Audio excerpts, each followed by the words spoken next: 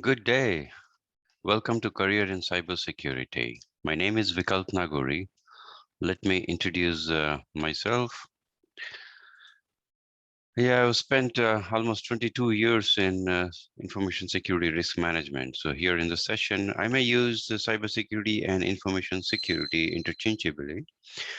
So I spent time in CISO offices of large multinational banks, other enterprises, and executed multiple roles in terms of advisories, project deliveries, consulting. And so my focus area has been on security and emerging technology, and at present I'm focusing on multi and hybrid cloud security and workload protection. So that's about me. I wanted to hold this session to kind of a guide budding or students who wants to explore career in cybersecurity.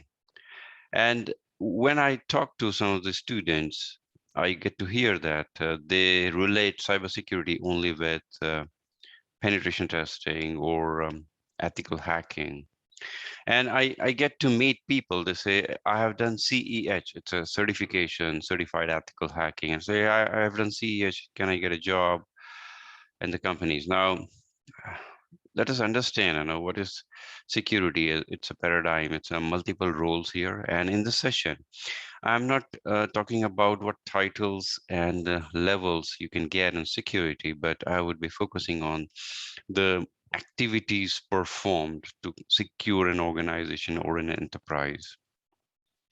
So here in this chart, I have laid down various specializations in the role in cybersecurity. It's kind of not talking about at what level in the enterprise you get in and when you get in, but what are the different activities you can execute. And each of these specializations are kind of a career in itself. All right, so we'll go through one by one each of these, and it doesn't mean that these are the only career in security. There are many more, but these are the kind of a top of my mind which it comes, and these are the very common ones which we have in typical enterprises and organizations, right? And some of these are like an umbrella role or specialization, and they are further fine-grained specialization, and under each of these we'll talk about these. So let's start with policies and standards. So what it means. So for any enterprise to manage its information security, manages a technology landscape, it needs to first draft a policy, a procedure, standards. How are we going to operate our information technology? How are we going to handle our data? And that is kind of a written document published. We create awareness across the organization. And it sometimes falls under the umbrella of GRC, governance, risk, and compliance. This is where we govern the information security or cybersecurity within an organization with the help of these policies and standards and procedures in terms of how to do to manage risk and compliance to these policies, right? An example I may take, for example, you log into a website, there's a password required, and each website has its own way of authenticating you. It says 8-character password or 15-character password and multiple combinations. So who decides about it? So there's a policy within organizations, a password policy, and there's a standard that define that this is what we should adopt, and that's how they implement it on the portals or in the tools. So right, so there is a policy required for almost all of the areas where we want to work in a secure space, right? So this career is about developing a policy, drafting a policy, analyzing the different industry standards the organization needs to comply to, different regulatory requirements applicable for the organization, and not only drafting the policy, publishing, communicating, training, and implementing and guiding the people in terms of how to comply with the policies. The next one is security operations. So have you ever wondered, when you are doing a banking or doing any sensitive transaction, are the transactions kind of logged? Is somebody monitoring it? Is somebody analyzing it if there are suspicious activities, or somebody is repeatedly kind of attempting to access somebody's account? So there is always a team behind which works 24/7. That is called a security operations team.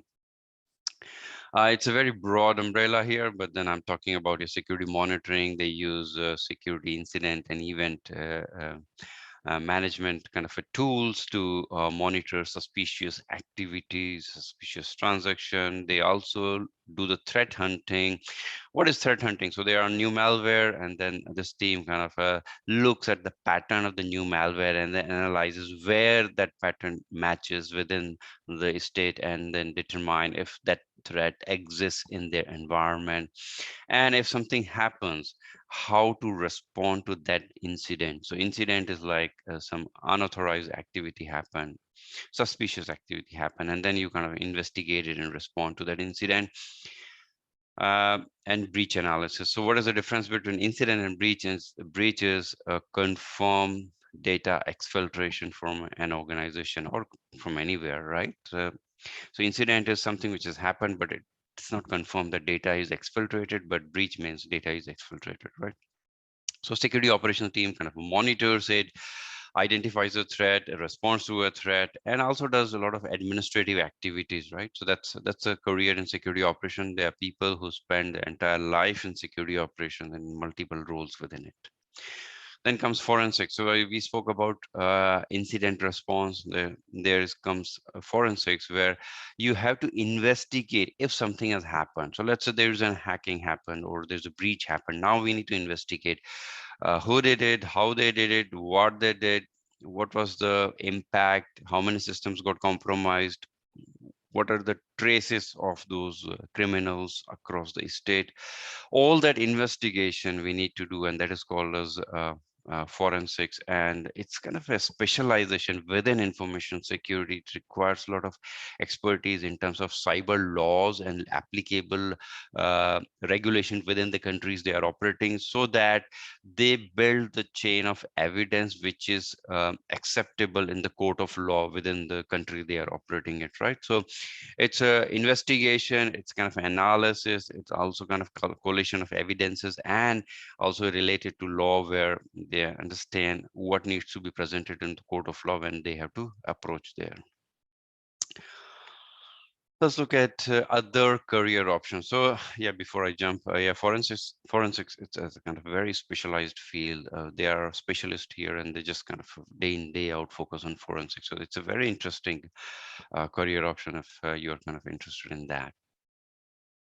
There comes application security. So the world is full of applications, right? The web applications, mobile application, and when we go to the legacy world, right, there were thick applications and so on. So we have to secure those applications. So um, it has been kind of a transformation journey in terms of application security, because earlier in a decade back, we were developing an application and then we were securing it. Okay, how do we secure the access to the application and so on? But now there's a concept of shift left, which means we secure the application by design. We provide the privacy assurance by design, which means security architects are engaged at the beginning or at the design phase, so that they can stipulate the requirements to secure an application. It could be APIs, it could be web application, mobile application, what else they need to do to kind of secure the applications, not just application level, but even the surrounding controls in terms of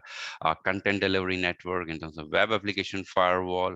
And they also kind of focus on automation in terms of DevSecOps, so that they can focus on security by design, while security in coding the application, analyzing or assessing the the source code, the dynamic runtime of the application, and then kind of secure deployment of the application. So it's an entire life cycle, right from design till production release of an application. They are engaged, right? So this, it's a kind of a niche area. People come with the background of programming, people come with the background of development of application, web, mobile, and then they focus on the security aspects of it. I touched upon a little here, but then I'll talk about security architecture. So security architect is a kind of a career, it's a role where they work on multiple technologies, kind of, right? I touched upon application, but there's also infrastructure security, which we'll touch upon a little later.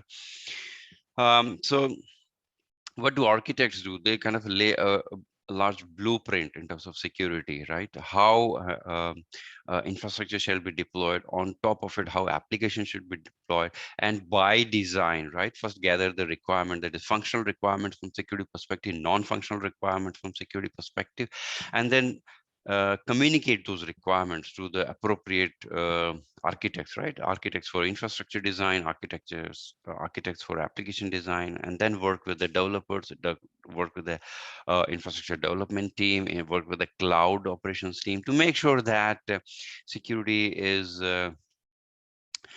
deployed. It's kind of a designed, developed, deployed, and then it's kind of operating, right? So security architects are kind of horizontal, and they kind of operate in the DevOps, or now it's called DevSecOps. So those who are focusing on infrastructure, they work on infrastructure as a code. Those who are focused on application, then of course there's a code which gets deployed through automation. We spoke about infrastructure, so that then there are very specific and niche areas securing the application infrastructure, and each area itself provides a career to the people. So for example, I'm talking about endpoint security, which is like securing the laptops and desktops and mobiles. Now, think of a large enterprise which has 200,000 or 300,000 laptops or desktop. How do you secure it? Now, people are working from home, people are working from anywhere. Now, in that scenario, you have to secure the laptops so that it's kind of a first line of defense. That's where a user operates, and you have to secure it, because from there, intruder can breach inside the corporate network. I spoke about endpoint. I can give example of a server. There are thousands of servers in the organization. There's adoption of a cloud. You need to kind of secure that. Anti-malware, there's a PKI, that's public key infrastructure. So each area, right, is a kind of a career in itself. People spend entire career in securing endpoints, entire career in securing servers, which involves kind of hardening the server operating system, operating the server securely, managing and building the controls around servers. And there are multiple kind of operating systems. So again, people focus on Windows security, people focus on mainframe security, Linux security, and so on. All right. I have added identity and access management also on infrastructure security. It's a kind of a topic in itself, and it's a vast area. It's a domain in itself, and basically wherever you go, whatever you operate, there is an identity, there is an access management from a technology perspective, right? And we need to kind of manage it. So in the corporates and the enterprises, it's a very critical area, and it's an area where people spend their entire career in identity and access management. It has been kind of a transforming, it has been evolving, and it's kind of a place where there are a lot of opportunities to kind of work, and it typically kind of solves the problem for joiner, mover, leaver, privileged access management, and so on.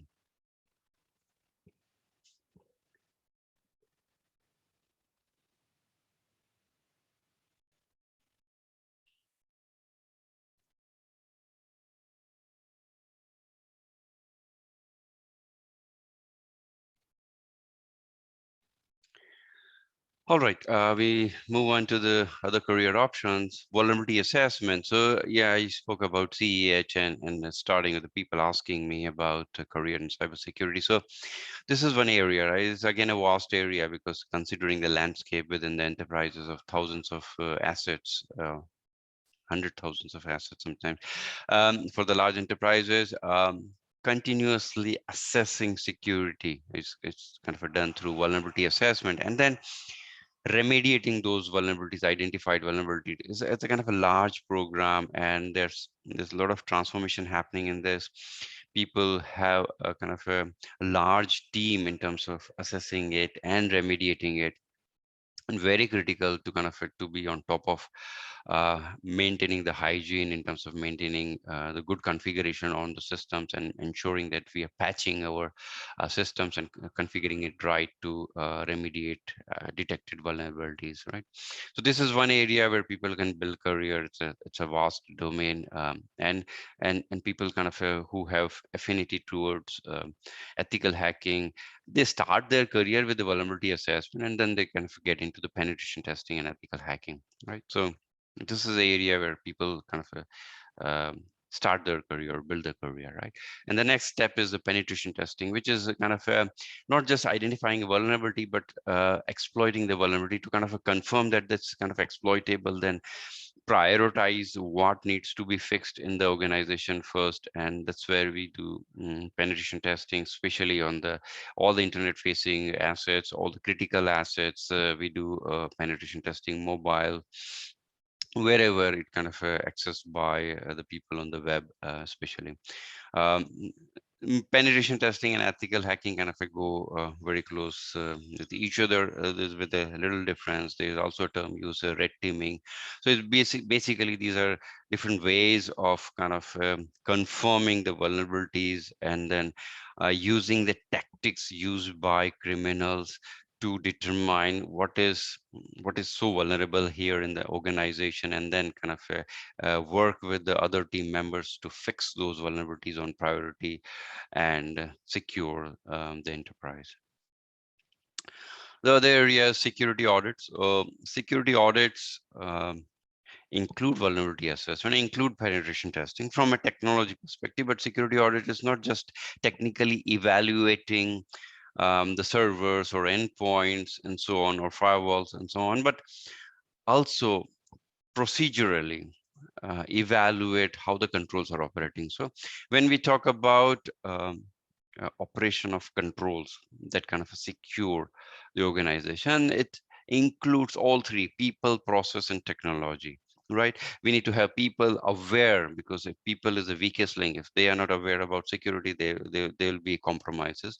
Similarly, they should follow a process, right? For example, you make a change in the organization, how do you respond to an incident? There's a process to it, and the process has to be followed. So when we talk about security audit, all the processes are audited to make sure that organization is adhering to certain processes which are defined as part of the policies and procedures and processes and standards.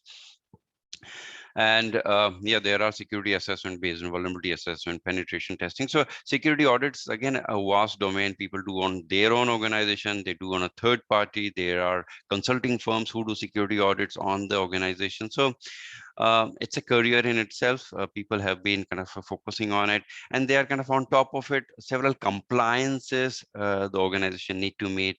There are several certification audits, right? So for example, ISO 27001. So these people are kind of specialize in these certification and the audit requirement, and they kind of work with the third parties, or they as a consultant work with the organizations to kind of assess them. And these audits are conducted internally by the organization, externally by external auditor, by a consulting firm. So there's a lot of career options in security audit itself, right? It involves all kinds of people, process, and technology, and evaluation of controls against standards, policies, compliance requirements, and so on. Let's talk about security awareness and education. And I just touched upon it, that general awareness of people in the organization is very important. Security hygiene is important because they are the weakest link.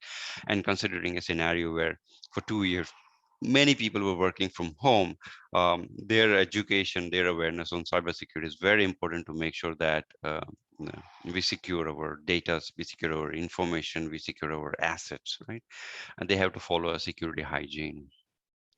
So in terms of awareness education, yeah, there is always a department of people who kind of keep training their employees, organizations. So this is within the organization.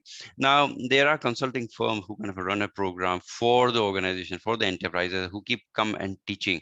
And that's not only about the cyber hygiene or the basics of security, but also it involves specialized education. When I say specialized education, security for the system administrator, for Windows administrator, for Linux administrator, for mainframe administrator, right? Somebody needs to kind of get training on the security audit. Somebody gets training on the penetration testing, some other compliance requirement, privacy requirement. So there's a whole lot of security education related career where third parties or within the organization, they come and then they teach very specialized topics, right, depending on what is the scope.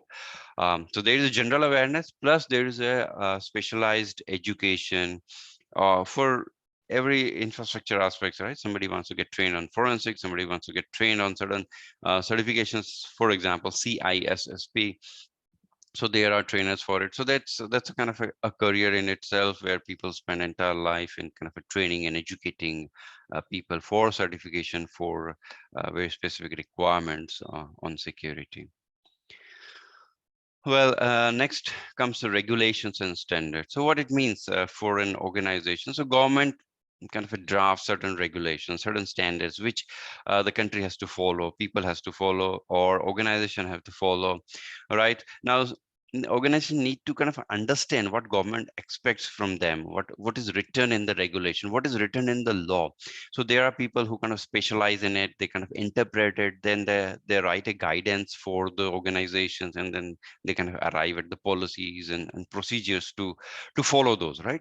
So there is a career in terms of kind of interpreting the law and drafting policies and guidance accordingly. And there's also a career in working with the regulatory body itself. So you work with regulatory, let's say a banking association, or work for example, in a country, there's a central bank, work with them to kind of make sure that people are working on, or they have appropriate uh,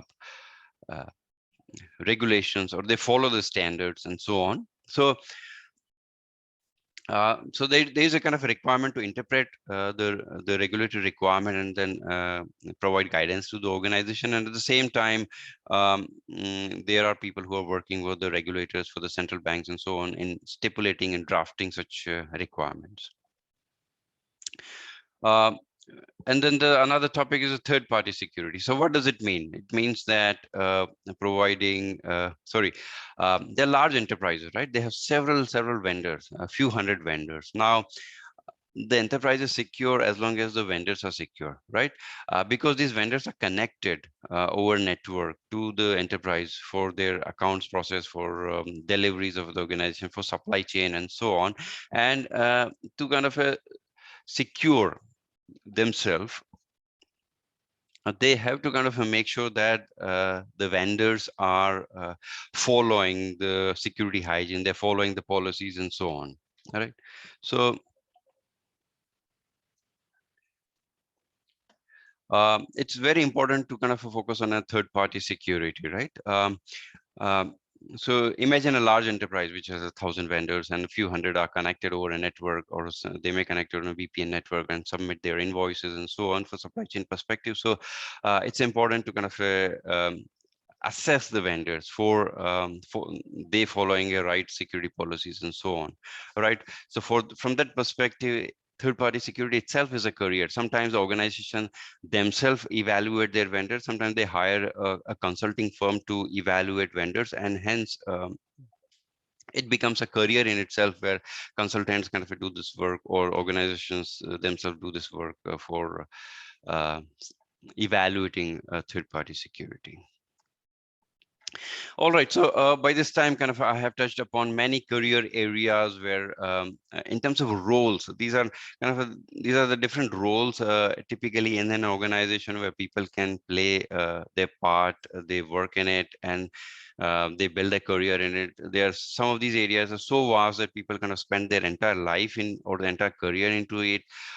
Some people kind of keep rotating, right? They do sometimes a regulatory work, sometimes they do vulnerability assessment, sometimes security operations, and so on. So they can kind of move around. So there are a lot of career opportunities in cybersecurity or information security. Is not just related to vulnerability assessment or hacking, but overall it's a vast domain, it's a large domain, several areas to work. I may not have kind of covered all, but these are kind of a very high level, very areas where you could kind of build a career. You can start the career, and kind of depending on your interest, you can start working on it, right?